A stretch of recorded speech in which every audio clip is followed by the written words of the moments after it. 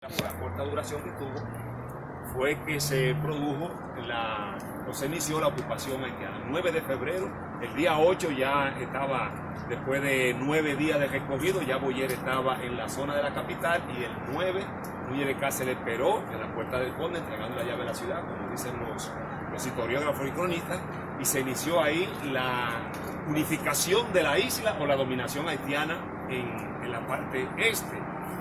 Convirtiéndose en una sola nación, bajo un solo presidente, obviamente. Entonces, Boyer entró con alianza con el sector de clase media, urbano, comerciante, a lo que pertenecía el papá de Juan Pablo Duarte, de que no le afectaría sus negocios, que ellos continuarían, y al contrario, a ellos les comenzó a ir mejor, porque ahora tenían una población más grande a quien venderle productos que venían, productos manufacturados que venían de Europa. Y también entró en alianza con la oligarquía colonial, que eran los ateros, los dueños de hato ganadero, de que su territorio o su finca, vamos a decir así para que entiendan mejor, no se afectaría. Pero ¿qué resulta? Que en el 1825, apenas 3 años después de la ocupación, el rey francés Carlos X le prometió a los haitianos reconocerle la independencia, porque hasta el momento ellos eran libres de la esclavitud y entre comillas independientes, pero ningún país los reconocía como independientes, porque las potencias europeas, llámese Francia, Inglaterra, España, Estados Unidos, que ya iba subiendo las famosas 13 colonias, eran esclavistas. Entonces, si reconocen un pueblo de negro como libre, tienen automáticamente o deben reconocer la libertad a sus esclavos. Entonces no convenía reconocer la independencia, pero el rey le ofreció reconocer la independencia, pero con una condición, que ellos tendrían que pagar 150 millones de francos en un promedio de 5 años, o sea, del 25 al 30. Era demasiado para las posibilidades económicas que tenía Haití, un país pobre, que nació pobre por la guerra, nació pobre porque ¿qué tenían los esclavos? Hambre en el estómago y cicatrices en la espalda. No tenían más nada, no tenían conocimiento, no eran dueños de la tierra en Haití, porque la tierra eran de los blancos y un poco de los mulatos. Entonces, esa situación hizo que Boyer cambiara su táctica de gobierno, y entonces creó impuestos extraordinarios que a lo primero que afectó a la clase media urbana, en la que Duarte, la familia Duarte, se ve considerablemente afectada, y impone un código agrario que tenía en Francia Napoleón, aquí llamó código rural, que implicaba que los hatos ganaderos, esas grandes fincas con ganado, eso no era productivo, porque era muy poco lo que el ganado importaba en Europa en esos momentos, y era mucha la tierra que ocupaba, y esa tierra estaba apta para poder ser cultivada de otras cosas, llámese de café, de tabaco, de jengibre, de lo que le interesara al comercio francés en este caso, no lo que le interesara a los colonos españoles que vivían acá. De ahí entonces que prohíbe la gran detención en actos ganaderos para repartir esa tierra entre campesinos, tanto haitianos como dominicanos, pero bajo una condición, según el código, de que el hombre quedaba sujeto a la tierra, no podía abandonarla. Entonces, ¿qué implica eso? Que iban a pasar una condición como de vasallo o de siervo de la gleba, con una especie de sistema semifeudal. Por lo que eso entonces hizo que la población, sobre todo la iglesia, la institución que se mantuvo todo el tiempo en rechazo a la ocupación, porque cambió los símbolos hispanos, quería que la educación se hiciera en creol, y eso implicaba que un sacerdote tenía que aprender ese idioma, y como lo consideraban inferiores, pues obviamente con una posición tajante, por lo que procedió inmediatamente el gobierno a confiscarle la tierra a la iglesia, alegando que qué hacía la iglesia con tierra si su misión es predicar. Entonces quedaron relegados a tener que vivir de la poca renta que obtenían, del diezmo, ese tipo de cosas. Incluso la Universidad Santo Tomás de Aquino, que era la única universidad que había en la isla, Boyer decretó que todos los jóvenes entre 17 y 25 años tenían que formar parte del servicio militar obligatorio, sin excepción, para que los 20 y tantos estudiantes de la universidad tuvieran que salir, y con eso también cerró la universidad, que podía parecer una medida bien torpe, pero era una táctica, porque si deja la universidad abierta y son los sacerdotes, los profesores, las cátedras que ellos daban de teneduría de libros o contabilidad, de retórica, de dialéctica, eso lo van a cambiar para hablar de la ocupación. Y si a propósito del día de Duarte hoy, si vemos lo que provocó uno que pudo salir por no haber universidad, que fue Duarte, ¿qué hubiese pasado con 24 o 25 que se lo formen aquí mismo en su nariz? Entonces cerró la universidad con una medida de esa naturaleza, pero es para evitar que le creen conciencia a la juventud y no entorpezcan el desarrollo del gobierno. Entonces la iglesia inmediatamente le hizo oposición. Hubo rebelión, una llamada de los Alcarrizos y otras rebeliones que Boyer pudo diezmarla con facilidad. Pero ya la suerte estaba echada, como se dice. Eso lo hizo cambiar un poco de actitud, pero tuvo que crear entonces fuertes para resistir el Solís. No solamente aquí, en Asua creó un fuerte donde Nicolás Mañón y otros, y Vicente Noble, que es el nombre que tiene un municipio de la provincia de Barahona, uno se adueñó arriba del fuerte con machete y otro abajo con fusiles. Y en 1844 tuvieron un papel estelar para vencer a los haitianos con una población que era muy reducida, de 12.000 haitianos contra 3.500, 4.000 dominicanos mal armados. Que Santana fue que tuvo al frente. También se creó un fuerte por Jarabacoa. Ese no tuvo mucha acción porque no se llegó realmente a necesitar para combatir. Pero el de acá fue uno de los más interesantes. Este fuerte se levantó para 1828.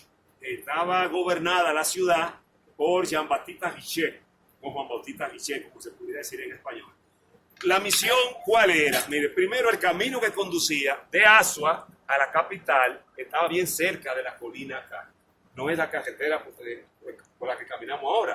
De hecho, cuando se hizo carretera para vehículos, quizás los que conozcan un poquito de la zona, la carretera entraba por Astillo de Asua y pasaba por el Palmar de Ocoa, llegaba a Baní, que todavía esa carretera existe para ir a esos municipios de Baní.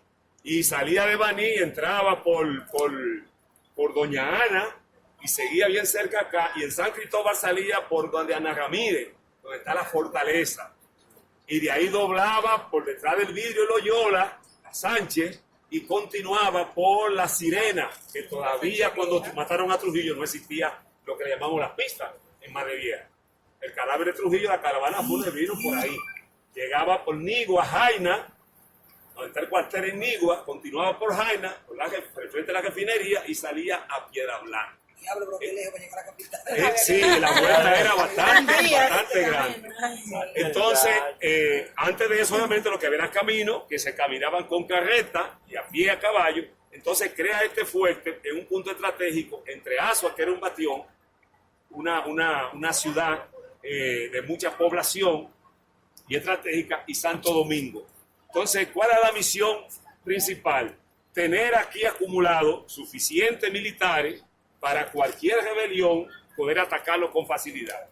Otra parte era, que ya no se puede ver, la estructura ha sido destruida, de reclutar, de tener aquí preso a los potenciales enemigos, o sea, a los enemigos que tuvieran capacidad de enrolar a otros, que era lo que les preocupaba. Boyer no tuvo oposición de la gente llana. Estuvieran incómodos o no, pero no tenían cómo hacer oposición a un gobierno de tanto poder. Porque para él poder mantener los 21 años que él gobernó acá, que Boyer gobernó 21 años, el último año lo gobernó Charles Gera. A Boyer lo tumbaron en marzo del 43. Un diputado llamado Charles Gera hizo una rebelión, llamó el Movimiento de la Reforma y derrocaron a Boyer en Haití. Pero para mantener esos 21 años con disgusto a la población, era a través de una red de espionaje que yo creo que la de Trujillo le superó. Le pongo un ejemplo. Si un habitante de San Cristóbal quería ir a Baní a ver un familiar o a cualquier actividad así, obviamente la persona que tenía que trasladarse a alguna actividad de un pueblo a otro tenía cierto nivel de importancia, porque ese esclavo y campesino nacían y crecían en ese lugar, no tenían otro contacto. Entonces, ¿qué hacía Boyer? Ellos tenían que pedirle permiso al jefe de comarca, que creó, especie como si fuera provincia ahora, con jefes haitianos que fueron los que hicieron que Henry Cristo, que gobernaba el norte, cuando estaba dividido, se suicidara, una conspiración.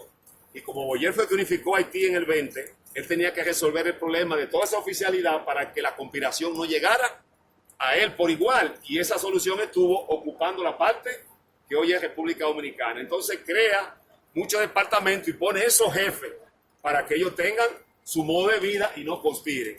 Pero entonces, reitero, si el señor acá quiere ir a Baní, que tiene que ser por lo menos de 2 días, porque va a durar casi un día de camino en caballo, para venir al otro día, lo mínimo 2 días, le ponían hasta 15 días, un ejemplo, de plazo para darle el permiso, otorgarle el permiso. ¿Qué pasaba en ese espacio? Que mandaba un emisario adelante con todos los detalles, a quién va a ver, es como llenar un formulario de migración, a quién usted va a ver, por cuál razón, etcétera. Toda esa persona ahí me advertía a la autoridad allá, viene Juan de los Santos a ver a su hermano, que sea, como se llame, que supuestamente, si es por salud o lo que sea, o porque hace mucho no lo ven, para que lo tengan vigilante. Porque ¿qué podía hacer esa persona? Ir allá, tener una conspiración primero acá secreta, como fue la Trinitaria, ir allá para que la célula continúe. Entonces, si esa persona llegaba y luego de estar ahí comienzan a llegar otros, ¿qué pasa? Hay una conspiración, se está cocinando algo, como decimos. Entonces la gente vivía, era vigilado por el gobierno. Por eso las conspiraciones no prosperaron hasta el final, obviamente, que fue la que hicieron los trinitarios. Y ustedes muy bien saben de cuáles mecanismos se valieron los trinitarios. De la sociedad dramática, de la filantrópica, de manera bien oculta, enseñar a los jóvenes, crear conciencia, porque era lo que hacía falta era crear conciencia para poder enfrentar, porque visto así, era muy poderoso el gobierno. Y si se piensa en la capacidad militar y numérica de un enemigo, pues ¿qué le digo? Camaño no se arriesga y Fernández Domínguez y otros no se arriesgan a enfrentar a los gringos, porque eran 42,000 marines, que superaba la totalidad del ejército, por lo menos en 2 veces. Y el ejército aquí estaba dividido, y eran los mínimos que eran los constitucionalistas. Entonces, si se piensa en el número, nunca se hace una revuelta de esa naturaleza. Entonces, son los ideales que llevan al hombre a eso. Entonces, Duarte tuvo que valerse de esa táctica, por eso la sociedad secreta y la sociedad dramática, que era el teatro, tenían que hacerlo conforme a los libretos, porque si no seguían los libretos, inmediatamente la interpretación iba a ser que están preparando a la población para una conspiración. Porque ¿qué se presentaba en algunas obras? Cómo un pueblo esclavizado se libera. Cómo vale la pena llegar su pellejo, morir si es necesario, para que lo que son